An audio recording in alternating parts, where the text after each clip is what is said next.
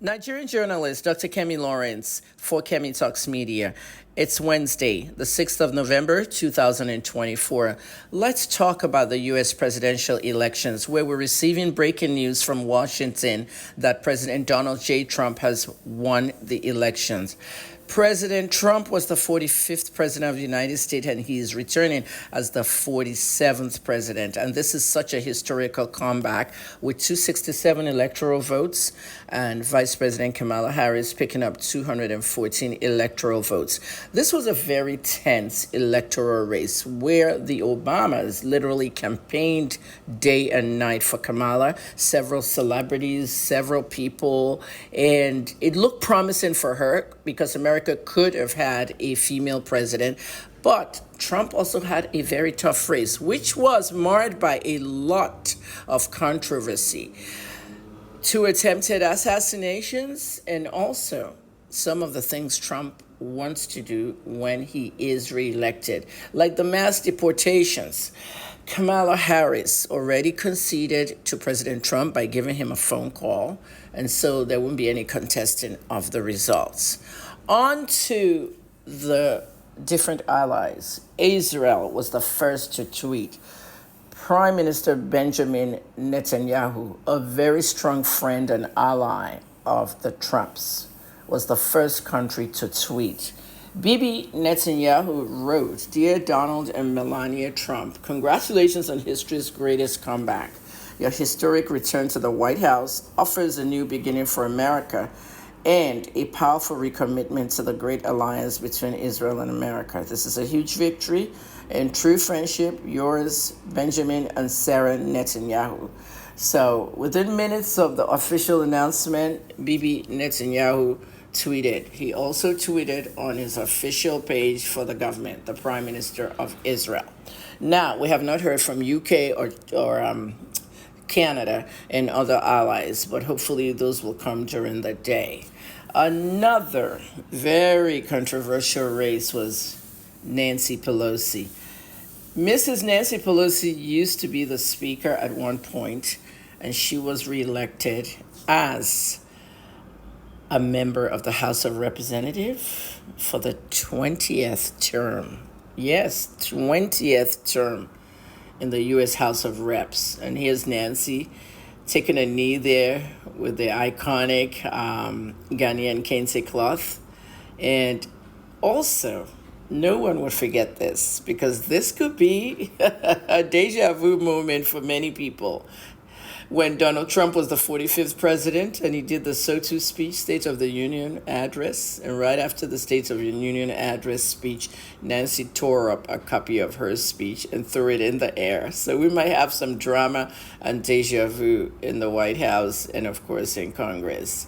And, of course, Elizabeth Warren. She won her third term in the U.S. Senate. Now, the Republicans won the entire Senate.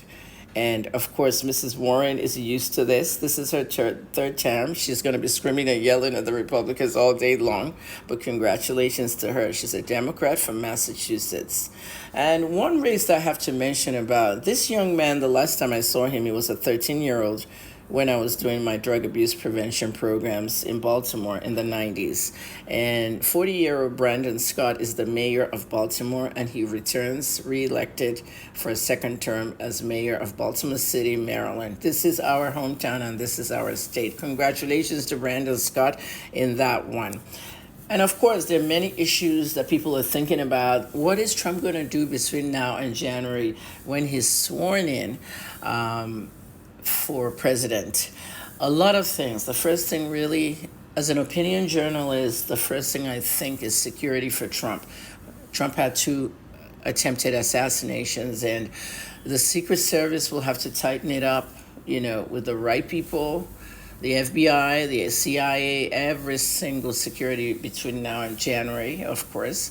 And then President Trump will be looking to do a cabinet reassessment and also who he wants in this new cabinet, because he has promised the American people that this time will be good. It's going to be a different time. And if you notice, many blacks have swung over to the Trump camp simply because of the fact that many people thought it was a racist. I had my own opinions, of course, but nobody believed me because Donald Trump was never a racist, and I told people my own experience meeting Trump at the Trump Plaza during the Broadcast Foundation Awards in 2003 when he carried my baby, my 2-year-old son, Rich KJT.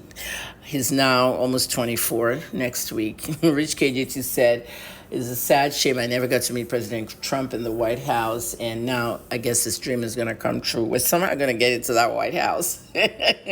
And he was the only one of the children that voted for Trump. So there you go. Dreams come true. So some of the things I just wanted to discuss is this Office of Gun Violence. President Biden and Vice President Harris did a really good job opening this office. The victim of gun violence is also the deputy director over there. So under President Biden and Vice President Harris, the first ever White House Office of Gun Violence is working to end gun violence and keep Americans safe. And as you guys know, my activism causes is gun violence and drug abuse.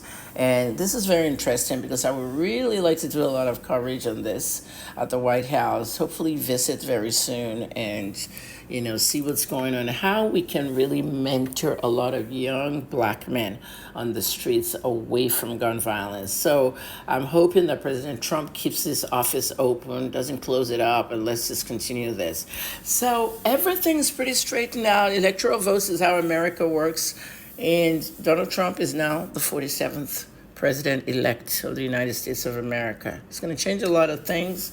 Mass deportations are coming. Everybody that ever went to an embassy to apply for a visa through the front door and didn't get it, or got it and got to America, there are people in the back door that don't apply like you. Trump is promising to deport all the backdoor people. Okay, the Mexicans, the Venezuelans, the South Americans that just massively gather at the border and jump the fence and things like that. So he wants to reduce immigration. But until then, January is Inauguration Day. Congratulations, President Donald Trump, and good luck to America. I'll have more as it comes in. Thanks for listening. I'm Dr. Kemi Lawrence, Kemi Talks Media.